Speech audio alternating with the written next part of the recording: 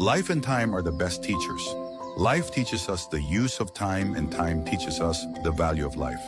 Ang buhay at oras ay parang dalawang mahusay na guro na nagtuturo ng mahahalagang aral sa atin. Sa bawat pagsubok at karanasan sa buhay, natututo tayong pahalagahan kung paano gamitin ang oras ng tama.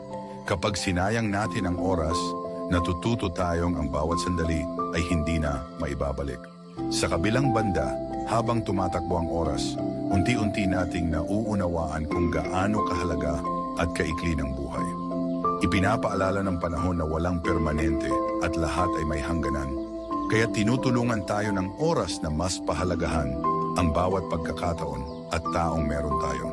Sa huli, ang tunay na katalinuhan ay nagmumula sa pagkilala sa kahalagahan ng buhay at oras dahil pareho silang hindi natin hawak magpakailanman.